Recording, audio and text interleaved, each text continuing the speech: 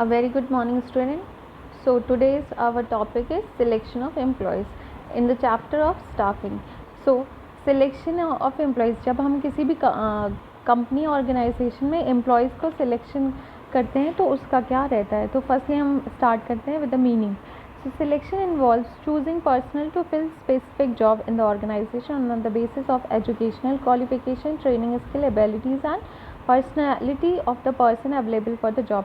सो किस तरह से हम करते हैं सिलेक्शन इन्वॉल्व, किस तरह से करते हैं किसी भी स्पेसिफिक जॉब में, किसी भी ऑर्गेनाइजेशन में, किस बेसिस पे आपके educational qualification, skills, abilities, personality etcetera for the right job. तो कोई भी स्पेसिफिक जॉब होता है उसमें हम ये सारी क्वालिटीज़ देखकर सिलेक्शन करते हैं. So the selection process involves screening and testing of candidate who have applied for the job in the enterprise. किसी भी enterprise में ये selection क्या होता है, हम उनकी screening लेते हैं, उसके बाद हम test लेते हैं, इस तरह से ये process होती है. So selection is necessary because some of the candidates who have applied may not be suitable for the job. तो selection process enterprise में इसलिए ज़रूरी क्योंकि कई सारे employees यहाँ पे आते हैं for the job, बट ज़रूरी नहीं कि हर कोई कैपेबल हो. तो हमें उनकी कैपेबिलिटी को चेक करने के लिए सारे टेस्ट लेने होते हैं. ठीक है. So further the name of candidates who are suitable for the job may be more that the vacant job to be filled. So now we talk about the selection process. Selection क्या होता है आपको समझ आ गया है. किसी भी सही जॉब के लिए उसके क्वालिफिकेशन बेसिस पे हम उसको सिलेक्शन करते हैं. Now we come to the selection process. So when we are selecting any person or employees for the job, so there is a many steps, like you can see there is a chart. So first stage is pre-test, then blank application, उसके बाद main test, interview, physical verification, medical test. Recruitment के requirement के हिसाब से आप ये सारी process को करते हो. ठीक है. तो ये सारे स्टेप्स होते हैं. सो हम बात करते हैं फर्स्ट स्टेप से, विच इज़ प्री टेस्ट. तो टेस्ट से पहले आपका प्री इंटरव्यू और प्री एग्जामिनेशन होता है, जिसे हम प्री टेस्ट कहते हैं. ठीक है. So pre test is taken only on the condition when the number of applicant the maximum and it is necessary to minimize. तो हम प्री टेस्ट उस केस में लेते हैं जब हमारे पास बहुत सारे वैकेंट आ गए हैं, बहुत सारे एम्प्लॉयज़ हैं. तो उस टेस्ट में उसके में क्या करते हैं, हम एक प्री टेस्ट लेते हैं जिसमें कि जो कैपेबल होते हैं उनका सिलेक्शन हो जाता है, बाकी बाहर हो जाते हैं. नाउ द आफ्टर दैट, जैसे कि PMT, PT, pre PSC, pre UPSC आपने सुना होगा, प्री टेस्ट जो होता है वो होता है. ठीक है. उसके बाद हम बात करते हैं blank application. After pre test a blank application is send to those candidate who have qualified in the pre test. Pre test में जिसका सिलेक्शन हो गया उन्हें ब्लैंक एप्लीकेशन भेजा जाता है, जिसमें कि this form is prepared is most scientific and technical manners. Mainly 3 types of information are demanded. इस तरह में 3 तरह की इंफॉर्मेशन डिमांडेड होती है. फर्स्ट इज़ आपका पर्सनल इन्फॉर्मेशन, इसके बाद साइकोलॉजिकल इन्फॉर्मेशन, आपके इंटरेस्ट, हॉबी और लॉजिक बेस पे इंफॉर्मेशन ली जाती है. उसके बाद वर्किंग हिस्ट्री इन्फॉर्मेशन, आपकी वर्किंग के रिगार्डिंग आपसे इन्फॉर्मेशन ली जाती है. ठीक है. So there is a second step is finish. Now we talk about the third step which is main test. Pre test और ब्लैंक एप्लीकेशन के बाद मेन टेस्ट आता है, जिसमें भी आपकी ability test, trade test, interest test ये होते हैं. उसके बाद क्या होता है, personality test, intelligent test, language ability, aptitude test. तो ये 6-7 तरह के आपके टेस्ट होते हैं. उसके बाद अगर ये टेस्ट में आप पास हो जाते हो तो आपका सिलेक्शन किसके लिए होता है, for the interview. No appointment is possible without interview. So interview is the best and most popular method. Interview has a great importance for the managerial post. In this method, the selection committee and the candidates sit together and discuss with each other. The candidates is evaluated through this discussion. तो interview में sometimes कुछ लोग बैठे रहते हैं जो discuss करते हैं फॉर द पर्सन कि वो कैपेबल है या नहीं, और उसको भी बुलाकर हम उससे कुछ क्वेश्चंस पूछते हैं. उसके बाद सिलेक्शन होता है. ठीक है. So objective of interview. Interview का ऑब्जेक्ट क्या होता है, the object of interview is to evaluated the candidate apart from the specific need of the work. हम स्पेसिफिक नीड के हिसाब से कैंडिडेट का इंटरव्यू में इवैल्यूएशन करते हैं.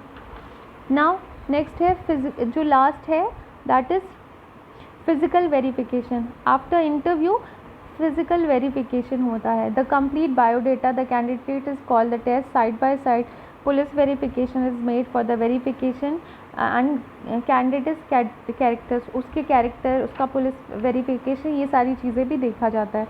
After that medical test. Medical test होता है किसी तरह की बड़ी बीमारी तो नहीं है. So medical test is done of those candidate who have been finally selected. जो फाइनली सेलेक्टेड हो जाते हैं उनका मेडिकल टेस्ट होता है. Test is done about the general health of the candidate. Side by side it is know whether the candidate is having any serious disease. ये सब आपको पता चलता है कि कोई सीरियस डिसीज तो नहीं है. आफ्टर दैट ये सारी प्रोसेस होने के बाद क्या होता है, अपॉइंटमेंट लेटर इशू कर दिया जाता है जिसमें आपकी डेट ऑफ ज्वाइनिंग लिखा होता है एंड सैलरी एंड ऑल के बारे में लिखा रहता है. After that placement. As per the term and condition, the date of joining mentioned in the appointment letter, the candidate has to join the duty from the very date of the his joining. So placement में क्या होता है, जो joining date लिखी होती है उस date से वो join करके अपने ऑफिस में आ जाता है और उसको as a employee treat किया जाता है. So these are the steps of selection process. After that there is a differences between recruitment and selection. So यहाँ पे पर्सनल जो डिपार्टमेंट होता है उसमें रिक्रूटमेंट और सिलेक्शन में क्या डिफरेंसेस है वो लिखा हुआ है. इसके बाद जो हमारे नेक्स्ट टॉपिक है which is training and development, जो कि स्टाफिंग में ही आता है. तो स्टाफिंग में रिक्रूटमेंट, सिलेक्शन, ट्रेनिंग, डेवलपमेंट, ये सारी चीज़ें आती है जो कि किसी बड़े ऑर्गेनाइजेशन में पर्सनल डिपार्टमेंट के थ्रू किया जाता है. तो अब हम बात करते हैं ट्रेनिंग और डेवलपमेंट. जब भी हम किसी एम्प्लॉयज़ को कोई नया काम देते हैं या फिर नए एम्प्लॉयज़ को हम हायर करते हैं तो ज़रूरी होता है कि उसके काम के हिसाब से हम उसे काम से रिलेटेड ट्रेनिंग प्रोवाइड करें और इनके डेवलपमेंट के लिए भी काम करें. इससे क्या होता है, एम्प्लॉयज़ और ऑर्गेनाइजेशन दोनों का ग्रोथ होता है. So training is the workshop of gaining more and high knowledge. Training से आपको ज़्यादा नॉलेज प्रोवाइड होता है. Now we come to the meaning of training. So training is the base of healthy management. If you want your employees to work efficiently, then it's required to provide them training facilities. अगर आप चाहते हैं कि आपका worker employees सही काम अच्छे से करे और जल्दी करे तो इसके लिए हमें ज़रूरी होता है कि हम अपने वर्कर्स को, एम्प्लॉयज़ को ट्रेनिंग की फैसिलिटीज़ प्रोवाइड कराएं ताकि वो एफिशिएंटली और इफेक्टिवली अपने काम पर फोकस करें और उनके नॉलेज में भी इंक्रीज़ हो. ठीक है. तो now we talk about the characteristics of training. Training क्या है, ट्रेनिंग कंटिन्यूस प्रोसेस है क्योंकि टास्क बाय टास्क हम उन्हें प्रोसेस डेवलपमेंट और ट्रेनिंग देते रहते हैं. That is continuous process. ये क्या है, training is necessary for all the manager level and training is increase to efficiency of employees. Training क्या करता है, एफिशिएंसी इंक्रीज करता है. एंड ट्रेनिंग जो है जो वो पुराने और नए दोनों एम्प्लॉयज़ के लिए ज़रूरी होता है. ट्रेनिंग क्या है, training and education are different. अगर हम ट्रेनिंग को एजुकेशन से रिलेट करते हैं बट यहाँ पे ये दोनों ही both are different. Training is that expense include the constitution investment and non wastage. अगर आप ट्रेनिंग को वेस्टेज या एक्सपेंसेस समझ रहे हैं तो ये इसको किस तरह से कंस्टिट्यूट करना चाहिए, इन्वेस्टमेंट, क्योंकि इससे हमारी कंपनी का भी भला हो रहा है. It help to achieving the object of organisation. Training help करता है ऑब्जेक्ट को अचीव करने के लिए. फिर सेल्फ सेटिस्फैक्शन भी प्रोवाइड करता है हमारे एम्प्लॉयज़ को. And then all round development of employees is possible through the training. Training के थ्रू हर तरह का डेवलपमेंट हमारे एम्प्लॉयज़ के लिए पॉसिबल हो पाता है. Now we talk about the objective of training: to improve the behavior and attitude of employees, to boost the morale of employees, to increase impart job knowledge and skill of new employees, to increase efficiency, to bring coordinate among other employees and to reduce the accident in factory. Suppose आपको training दी जा रही है कि आपको machineries किस method से use करनी है, तो उससे क्या होगा, अगर आपको नॉलेज हो जाएगा ट्रेनिंग में ही तो आप एक्सीडेंट से बच पाओगे.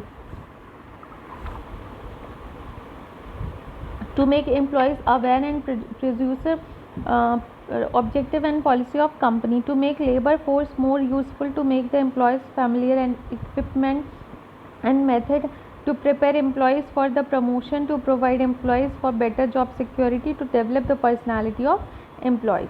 So these are the characteristics and objective of training. Now we talk about the need and importance of training. तो ट्रेनिंग की जो नीड होती है एंड इम्पोर्टेंस होती है क्या होती है. ये जो कि हमने पढ़ लिया है कि ये कंटिन्यूस चेंजेस हमारे इन्वायरमेंट, बिजनेस इन्वायरमेंट में होता है, कंपटीशन में बने रहना, ये सारी चीज़ों के लिए ट्रेनिंग क्या होती है, हेल्पफुल होती है, जिससे कि हमारे वर्कर्स की एफिशिएंसी इंक्रीज़ होती है और ज़्यादा इफेक्टिवली वो काम कर पाते हैं, क्योंकि ट्रेनिंग में ना ऑलमोस्ट कई सारी नॉलेज प्रोवाइड कर दी जाती है। Need and importance of training के पॉइंट्स में हम पॉइंट्स फर्स्ट पढ़ते हैं। It is productivity. ये क्या करता है, हमारे प्रोडक्टिविटी को इंक्रीज़ करता है, क्योंकि ट्रेनिंग के थ्रू आपको कई सारे नॉलेज प्रोवाइड हो जाते हैं, जिससे कि आपका मोरल इंक्रीज़ होता है, एफिशिएंसी एम्प्लॉयज़ की इंक्रीज़ होती है। सो ये इनडायरेक्टली किसकी, हमारे इंटरप्राइज को ही प्रॉफिट हो रहा है। उसके बाद लेसर एक्सीडेंट, जैसे मैंने आपको पिछले में बताया है, तो मशीनरीज का यूज़ किस तरह से करना है, इससे क्या होता है, एक्सीडेंट के चांसेस कम हो जाते हैं।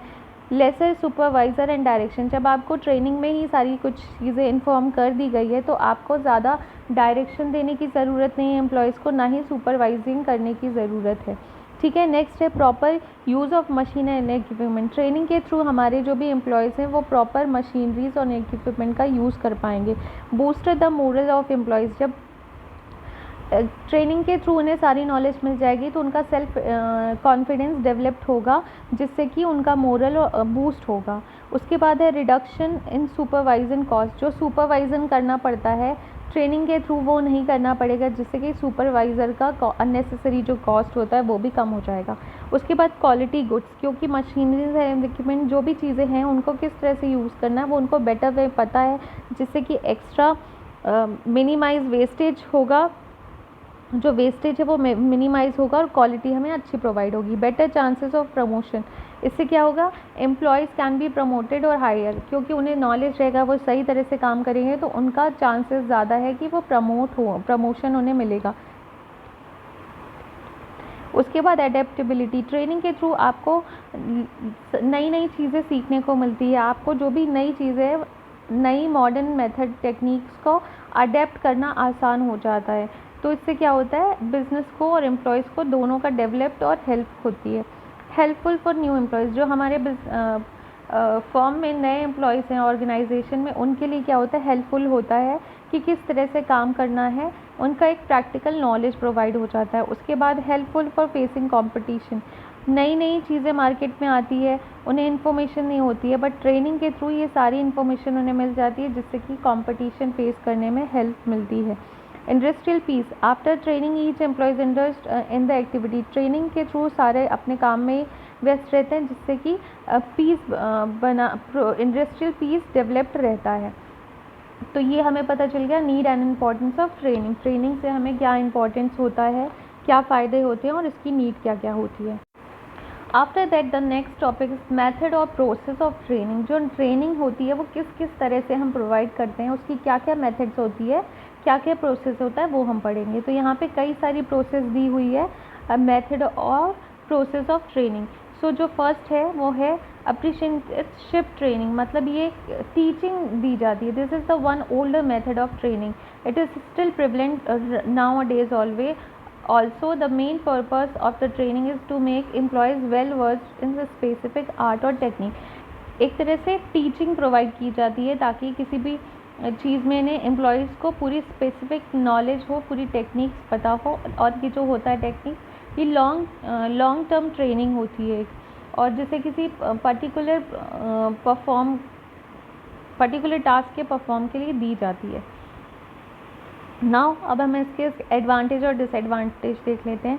It increase loyalty towards organisation while training trains get remuneration. Sometime कभी कभी होता है कि उन्हें ट्रेनिंग दी जाती है तो रेम्यूनरेशन भी दिया जाता है। It is effective method of getting special training in the work, किसी भी काम की स्पेशल ट्रेनिंग दी जाती है। Training is receive from expert for longer period, longer period की जो ट्रेनिंग होती है वो एक्सपर्ट्स के थ्रू दी जाती है। Now we talk about the limitation. So the training continues for longer period, therefore this method is expensive, क्योंकि ये ट्रेनिंग काफ़ी लॉन्ग पीरियड तक के लिए चलती है, इसलिए हम इसे एक्सपेंसिव मेथड में कंसीडर करेंगे। If the employees after training leaves the job then expenses और training become a waste. Sometime in case ऐसा होता है कि जो एम्प्लॉयज़ जिसको हमने ट्रेनिंग दी है वो हमारे ट्रेनिंग के बाद छोड़ के चला जाता है, तो इससे क्या होगा, हमारा लॉस होगा। Suitability, this method will be useful whether detailed knowledge is needed and where training is required for a long time. तो ये सिर्फ लॉन्ग टाइम के लिए या फिर डिटेल नॉलेज के लिए चाहिए, तभी ये सूटेबल है, हर केसेस में नहीं है। For plumber, fitter, designer, machines etcetera, इन सब लोगों के लिए ज़रूरी है। नाउ द नेक्स्ट है which is job rotation method. जब हम जॉब को रोटेट करते हैं एक जॉब से दूसरी जॉब में, that is job rotation method. So इसका डिमेरिट्स क्या होता है कि स्पेशलाइजेशन नहीं मिल पाता, क्योंकि आपको एक काम के बाद दूसरा काम दिया जा रहा है, तो आपको एक पर्टिकुलर वर्क में कोई स्पेशलाइजेशन नॉलेज नहीं मिल रहा है। इससे क्या होता है, एडवांटेज इसमें मेथड क्या होती है, ये एक्सपेंसिव कम होता है एज़ कंपेरिजन टू जो हमने पढ़ा। It develop self confidence and interest in work, सभी काम में सेल्फ कॉन्फिडेंस और इंटरेस्ट बढ़ता है। This method make the training to learn quickly, इसमें आपको लर्निंग क्विकली होती है। अब हम बात करते हैं लिमिटेशन की। This method lack of specialisation and it is incomplete training method, ये कंप्लीट नहीं है। It training has depend on guidance and instruction to supervisor. Now the suitability. This method is suitable for fresh recruit from universities and institution and where the number of training are less. Now the next is vestibular training. Training is such type of training which is given with the help of machines and equipment identical to those used in the place of work is a special created liberties called vestibular liberties. This type of training does not affect the production. एक तरह का training room बनाया जाता है जहाँ पे आपको सारी चीज़ें इक्विपमेंट के साथ, मशीन और इक्विपमेंट के साथ सिखाई जाती है, बट ये आपको जहाँ पे प्रोडक्शन हो रहा होता है वहाँ नहीं बताते हैं। ये एक सिस्टमैटिक मेथड है, ये थियोरिटिकल ट्रेनिंग होती है, और in this method machine and equipment are not misused. Now the limitation of, so it is an expensive method, obsolete and old machineries are use. ये एक्सपेंसिव मेथड है और इसमें पुरानी मशीन्स का यूज़ किया जाता है। यहाँ पे क्या किया जाता है, आर्टिफिशियल एनवायरनमेंट क्रिएट किया जाता है, जैसा आपका वर्क प्लेस होता है उस तरह से, जिसमें कि कई सारी प्रॉब्लम होती है।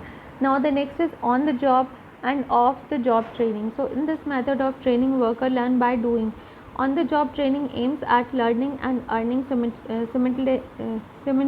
simultaneously training work under the guidance and supervisor to or expert.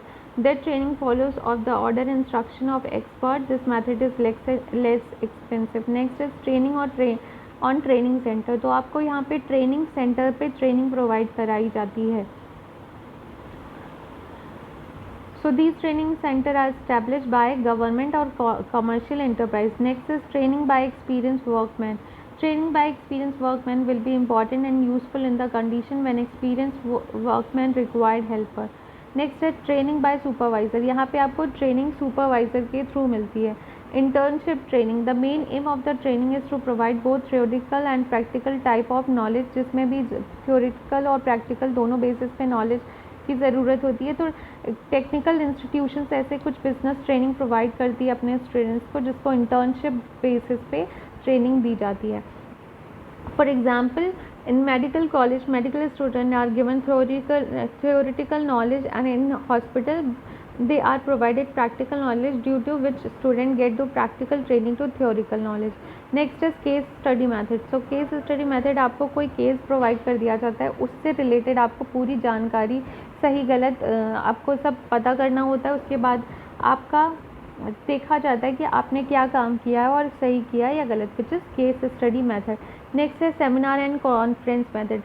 कुछ 20-25 एम्प्लॉयज़ मिलकर सेमिनार अटेंड करते हैं, जिसमें कि हम क्वेश्चन कर सकते हैं, इस तरह से आपको प्रोवाइड किया जाता है। उसके बाद induction training.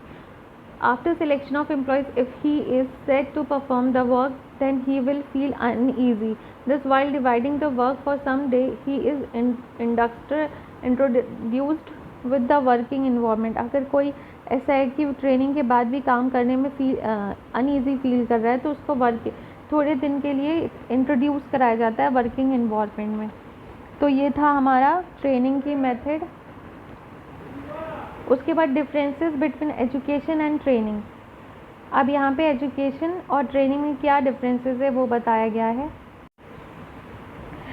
So here the next and last topic which is development. हम अपने एम्प्लॉयज़ को ट्रेनिंग के साथ साथ डेवलपमेंट प्रोग्राम्स भी कराते हैं। सो ये एक मॉडर्न बिजनेस इन्वायरमेंट में हम अपने एम्प्लॉयज़ के लिए डेवलपमेंट प्रोग्राम भी कराते हैं, जो कि आजकल की डेट में काफ़ी ज़्यादा एसेंशियल्स है। इसके लिए एम्प्लॉयज़ का डेवलपमेंट होता है, साथ साथ हमारे एंटरप्राइज का डेवलप भी होता है। सो ये किसी भी एंटरप्राइज के एम्प्लॉयज़ की एफिशिएंसी को इंक्रीज़ करने के लिए हेल्पफुल होता है। So in today's modern business environment employees development program is essential because without the development of employees the enterprise can not be develop. तो हमारे एम्प्लॉयज़ के ही बेस पे हमारी एंटरप्राइज की ग्रोथ होती है। तो हमारे एंटरप्राइज हमारे एम्प्लॉयमेंट के डेवलपमेंट और ग्रोथ पे ही डिपेंड होता है।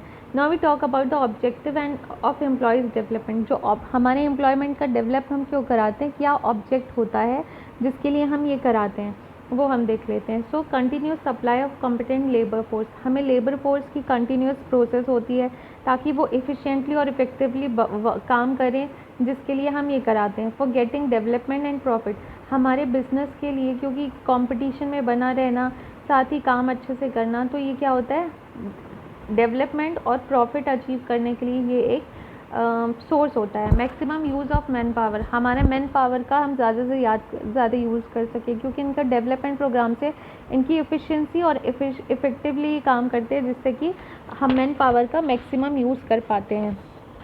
क्योंकि जब हम इनको ट्रेनिंग और डेवलपमेंट प्रोवाइड कराते हैं तो इनका सेल्फ कॉन्फिडेंस, इनका एफिशिएंसी, इफ़ेक्टिवली ये सारी चीज़ें इंक्रीज़ होती है। उसके बाद है डेवलपमेंट ऑफ एम्प्लॉयज़ टैलेंट। जो हमारे डेवलपमेंट के थ्रू हमारे एम्प्लॉयज़ के टैलेंट भी इन्हांस होते हैं। उसके बाद है हायर लेवल असाइनमेंट। जब हम डेवलपमेंट प्रोग्राम कराते हैं तो हमारे एम्प्लॉयज़ इफ़ेक्टिव और उनकी एफिशिएंसी इंक्रीज़ होती है। तो इससे क्या पॉसिबल होता है कि हम इन्हें हायर लेवल मतलब बड़े असाइनमेंट्स प्रोवाइड करा सकते हैं। Developing technical knowledge, with the help of developing programme हमारे जो टेक्निकल नॉलेज होती है वो भी उनके इंक्रीज़ होती है। To attract new talent, developing programme से क्या होता है कि जो हमारे एम्प्लॉयज़ होते हैं तो उनका टैलेंट अट्रैक्ट होता है, नए नए टैलेंट को अपनी पहचान कर पाते हैं और अट्रैक्ट होते हैं। नेक्स्ट है appointment of able employees of higher post. इससे हमें अपने उनकी एबिलिटीज़ के बारे में, एफिशिएंसी के बारे में पता चलता है, जिससे कि हम अपने पुराने एम्प्लॉयज़ को हायर पोस्ट के लिए अपॉइंट करा सकते हैं। तो आप डायरेक्टली इनडायरेक्टली देखेंगे तो आपके एंटरप्राइज का ही फ़ायदा हो रहा है, क्योंकि अगर आपके एम्प्लॉयज़ अच्छे होंगे तो आपका काम अच्छा होगा, जिससे कि आपका एंटरप्राइज आगे बढ़ेगा। इसलिए डेवलपमेंट और ट्रेनिंग प्रोग्राम्स को काफ़ी ज़्यादा इम्पोर्टेंस आज की डेट में दी जाती है। तो यहाँ पे हमने स्टाफिंग के चैप्टर में staffing, recruitment, selection, training, man, human resources management and development पढ़ा है, जो कि सारा कुछ स्टाफिंग में ही आता है। उसके बाद है ट्रेनिंग और डेवलपमेंट के बीच में differences, and then chapter is over.